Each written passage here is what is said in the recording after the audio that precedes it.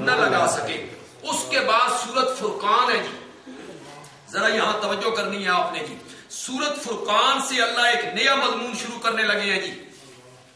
پہلے کیا مضمون تھا؟ عبادت کے لائق اللہ، پکار کے لائق اللہ، مالک اللہ، مختار اللہ، عالم الغیب اللہ، نظر و نیاز کے لائق اللہ. اب سورت فرقان میں اللہ ایک نیا مضمون شروع کریں گے، برکتیں دینے والا بھی اللہ. یہ نیا مضمون شروع ہوگا. برکات دہندہ سمجھ کے پکارنا ہے تو کس کو پکارنا ہے؟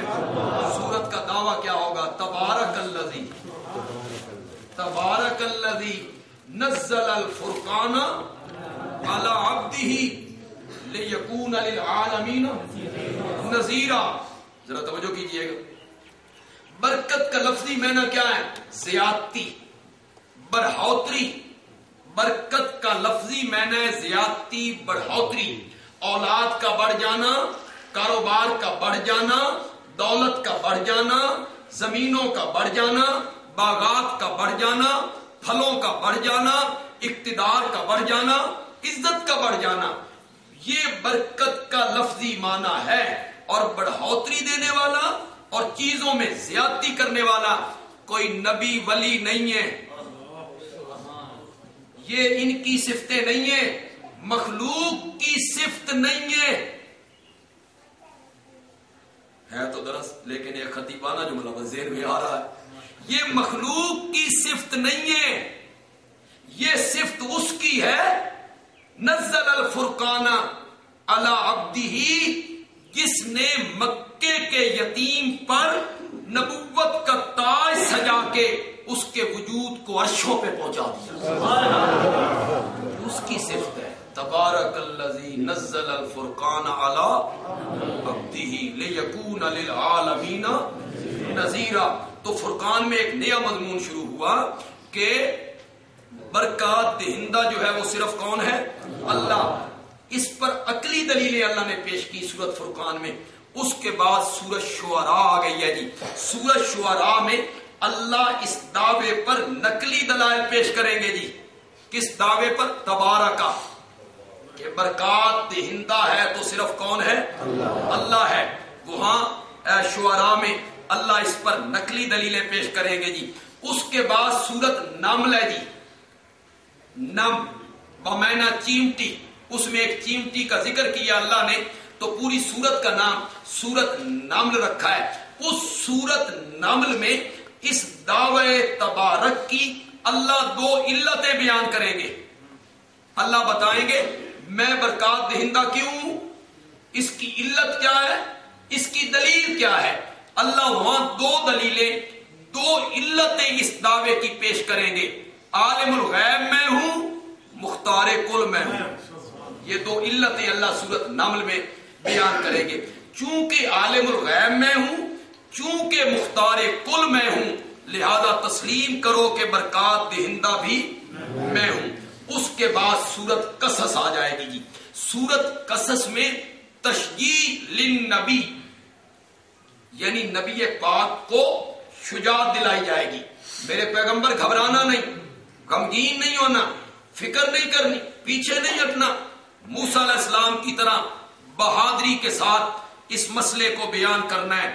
تشجیع للنبی ہوگی جی. اس کے بعد سورت عنکبوت ہے جی. سورت عنکبوت میں تشجیع للمومنین ہوگی. اللہ تعالیٰ فرمائیں گے میرے مسئلہ توحید کے ماننے والوں اور اس دعوی تبارک کو تسلیم کرنے والوں، تمہارا کیا خیال ہے؟ میں تمہیں پرکھ کے نہیں دیکھوں گا، میں تمہاری آزمائشیں نہیں کروں گا. بازار میں مٹی کا برتن لینے جاتے ہو، گھڑا خریدنا ہو، ٹھونک بجا کے دیکھتے ہو کہ نہیں چیرے ہوئے تھے. نہیں، تم مٹی کا برتن پسند کرو تو ٹھونک بجا کے دیکھتے ہو. میرے ساتھ محبت کا دعویٰ کیا ہے، میں تو ٹھونک بجا کے نہیں دیکھنا کہ کتنے پانی میں ہو. تو سورت عنکبوت میں اللہ کہیں گے پکے رہنا ہے، آزمائشیں آئیں گی، مصیبتیں آئیں گی.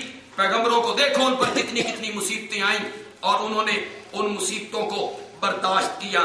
اس کے بعد سورت روم ہے جی. سورت روم میں اللہ بطور نتیجہ کہیں گے اگر تم مصائب پر پکے رہے اور دکھ سہتے رہے اور پیچھے نہ ہٹے تو فتح تمہارا مقدر بنے گی، ہم تمہیں فتح عطا کریں گے۔ یہ سورت روم میں کہا جائے گا۔ اس کے بعد سورت لقمان ہے جی۔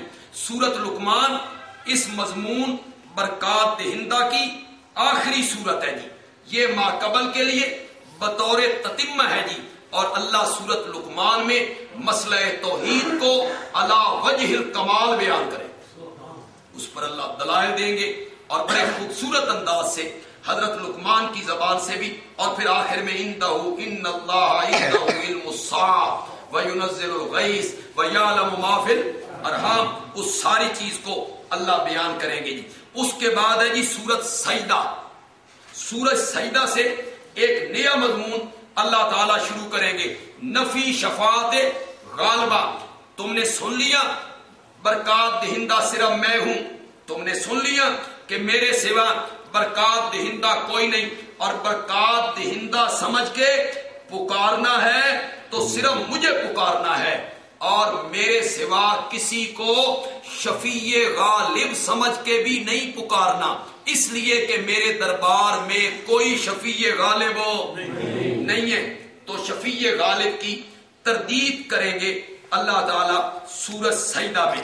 اس کے بعد سورت احزاب آئے گی، بڑی معرکۃ الآراء سورت ہے، اور حضرت صاحب نے اس کو جس طرح حل کیا ہے سبحان اللہ، سادی سمجھو باہر، ہم آج پڑھتے ہیں تو حیران ہو جاتے ہیں، اور پھر داد دینی پڑتی ہے مولانا حسین علی رحمت اللہ علیہ کے انداز تفسیر کی۔ سورت احزاب میں کہا جائے گا مشرکین مکہ اگر نرم ہو کر صلح کرنا چاہیں اور تمہاری طرف ہاتھ بڑھائیں کہ اس نقطے پر صلح کر لو کہ ہمارے معبود شفیع غالب ہیں، کر نہیں سکتے کروا دیتے ہیں، دے نہیں سکتے دلوا دیتے ہیں، چلو اسی کچھ تہاڈی منیے کچھ تسی ساڈی منو۔ وہ مالک نہیں ہے، مختار نہیں ہے، شفیع غالب ہیں، اللہ ان کی بات نہیں موڑتا، وہ کر نہیں سکتے کروا دیتے ہیں، دے نہیں سکتے دلوا دیتے ہیں۔ اگر اس نقطے پر وہ تمہارے ساتھ سلو کرنا چاہیں تو سلو نہیں کرنی، اور صاف لفظوں میں کہنا ہے کسی کو شفیع غالب کہہ دینے سے کوئی شفیع غالب نہیں بنتا۔ کوئی دلیل ہے تو پیش کرو۔ کسی کو شفیع غالب کہہ دینے سے کوئی شفیع غالب نہیں بنتا۔ اگر آپ کے ذہن میں ہو سورت احزاب میں ایک بڑا عجیب مسئلہ بیان ہوا، متبنہ والا، کسی کو بیٹا کہہ دیا جائے بیٹا نہیں تو وہ بیٹا نہیں بنتا، اور کسی کو ماں کہہ دو، بیوی کو ماں کہہ دو تو بیوی کو ماں کہنے سے وہ بیوی ماں نہیں بنتی۔ تو ایک بڑا واقعہ قرآن پاک میں بیان ہوا، نبی پاک کے منہ بولے بیٹے تھے زید ابن حارثہ۔ نبی پاک نے اپنی پھوپھی کی بیٹی زینب کا نکاح ان سے کر دیا تھا۔ زینب قریشی اور ہاشمی خاندان کی لڑکی اور وہ غلام، تو دونوں کی بن نہ سکی، نوبت طلاق تک پہنچی۔ جب زید نے کہا کہ میں طلاق دینا چاہتا ہوں زینب کو، تو نبی پاک نے کہا ایک تو میں نے زید پر احسان کیا کہ اپنی برادری کی لڑکی پھوپھی کی بیٹی اس کے نکاح میں دی، اور یہ زید اگر طلاق دے دے گا زینب کے دل پہ کیا بیتے گی؟ زینب کے دل پہ کیا بیتے گی؟ زینب کی دل جوئی اس میں ہے کہ زید طلاق دے دے تو میں نکاح کروں اور میری حرم میں آئے تاکہ زینب مومنوں کی ماں کے درجے پر فائز ہو۔ پھر تو زینب کی دل جوئی ہے کہ میرے حرم میں آئے، لیکن میں اپنے حرم میں کیسے لاؤں؟ زید تو میرا منہ بولا بیٹا ہے، اور عرب میں منہ بولا بیٹا حقیقی بیٹوں کی طرح ہوتا ہے، اور حقیقی بیٹے کی بیوی سے سسر کسی حالت میں نکاح نہیں